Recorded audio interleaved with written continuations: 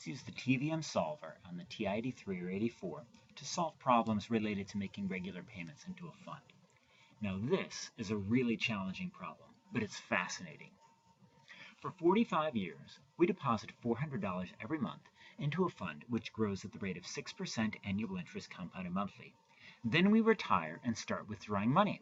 If we anticipate withdrawing money for 30 years, how much money should we withdraw each month so that the fund is completely exhausted at the end of the 30 years?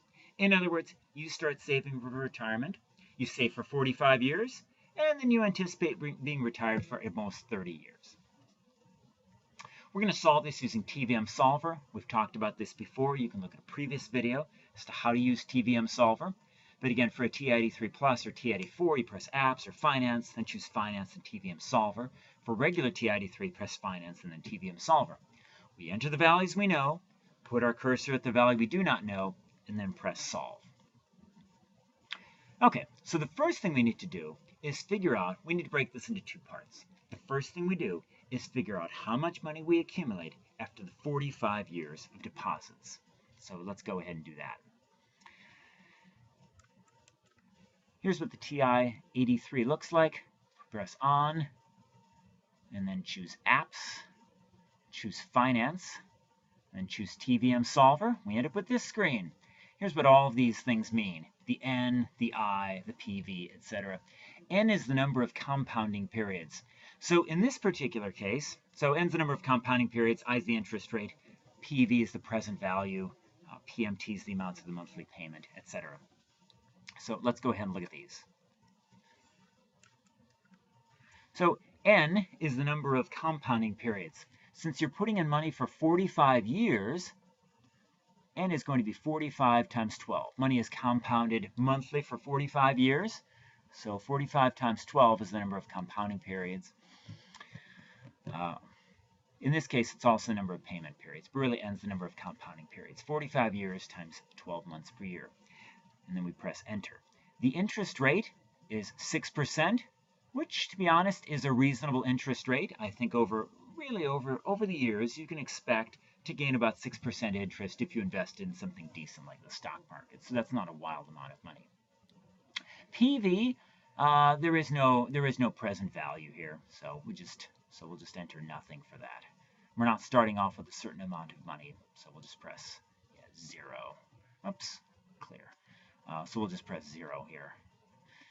Okay, as for the payment, that's our regular payment, so that would be $400. And we enter negative 400. Why negative?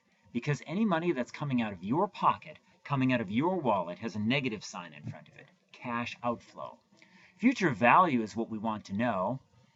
So we can just leave that as anything. We'll just put that 0. That's fine. Payments per year, compounding periods per year, those are both 12. So now let's go to future value. Again, that's what we want to know. So we press Solve. And that's alpha, and then Enter.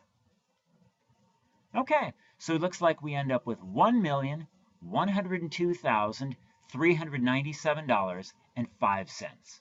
So you save $400 a month for 45 years. That's what you'll end up with at the end of the 45 years.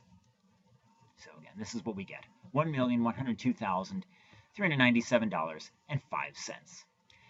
Okay, the next question. So first, how much money do we accumulate after the 45 years of deposits? We calculated that. That's $1,102,397.05. Second, how much money should we withdraw each month so that the $1,102,397.05 is completely exhausted at the end of the 30 years? In other words, we've broken this problem into two parts.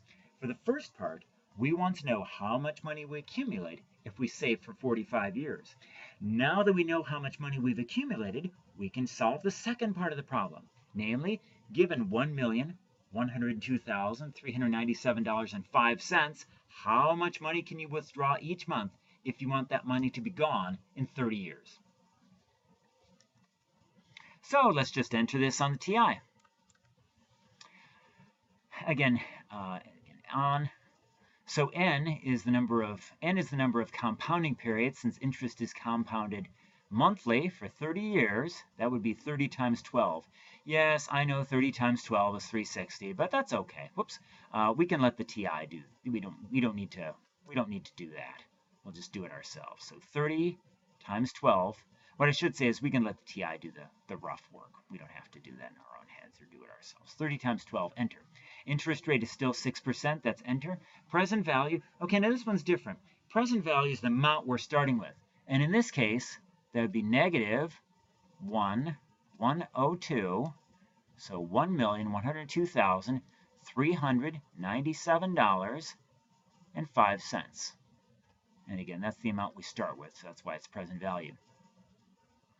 The payment is what we don't know, so we can make that 0, we can make it anything, it doesn't really matter. I'll make it 0, but you can put anything in there, really. The future value, that's going to be 0. We don't want to have anything. When we die, we just want that bank account to be empty. Sorry, kids. Okay, and then the one thing we don't know is the payment. So let's figure out what that is. So again, if you start off with $1,102,397.05, you want to know how much you can withdraw each month. So we pull out, so we enter, so it's alpha, enter. In other words, solve. 6609.43. In other words, you can withdraw $6,600 a month for 30 years, which is amazing. Think about it. For 45 years, you put in a measly $400 a month. So that for 30 years, you can withdraw $6,600 a month. It seems wrong. How can you put in $400 a month and then withdraw $6,600 a month? It just seems crazy. But that's the miracle of compound interest. Okay, now let's solve a slightly different problem. What if for 35 years we deposit $400 a month? So again, we're not doing this for 45 years. Suppose we just want to kick back. We don't want to start saving for retirement just now. We want to live it up. So we'll postpone saving for retirement, and rather than saving for 45 years, we're going to save for 35 years. But everything else is the same. $400 a month, 6% annual interest, compounded monthly, and we start withdrawing money, and we do that for 30 years. So here's how we'd solve this problem. First, how much money do we accumulate after the 35 years of deposits? We do this problem just like we did the previous problem, except we're replacing 45 with 35. And this is the amount we accumulate, $569,884.12. Then we solve the second part of the problem. Second, how much money should we withdraw each month so that the $569,884.12 is completely exhausted at the end of the 30 years? $3416.74. This is about half of our earlier amount. This is amazing. When you save for retirement for 45 years, you accumulate enough so that you can pull out $6,600 a month. But if instead you save for 35 years, you only get half as much to take out each month. You can only pull out $3,400 a month before the money's gone after 30 years. The moral of the story is start saving early. Okay, now what if we really want to kick back and we really want to postpone saving for retirement? Instead of saving for 45 years or 35 years, we just save for 25 years. So we spend our 20s and 30s just, just living it up. And we just start saving once we're in our mid-40s, let's say. Everything else is the same. $400 a month, 6% annual interest compounded monthly. Then once we retire, we start withdrawing the money every month for 30 years. How much money do we accumulate after the 25 years of deposits? Turns out we accumulate $277,197.59. And second, how much money should we withdraw each month so that the $277,197.59 is completely exhausted at the end of the 30 years? $1661.94. As for where these numbers are coming from, I just did exactly what we did with the first problem, except instead of saving for 45 years, we're saving for 25. And I'm just cutting it to the chase and telling you how the numbers work out. This is amazing. When you save for 45 years and then start withdrawing, you can pull out $6,600 a month. When you save for 35 years and then start withdrawing, you can pull out $3,400 a month. And when you save for only 25 years and then start withdrawing, you can pull out only $1,600 a month. Now notice, 25 years of saving.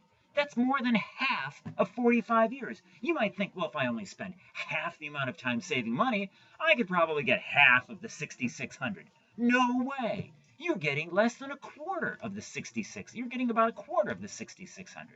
This, again, is the miracle of compound interest. And again, the moral of the story, don't postpone saving for retirement. Save for retirement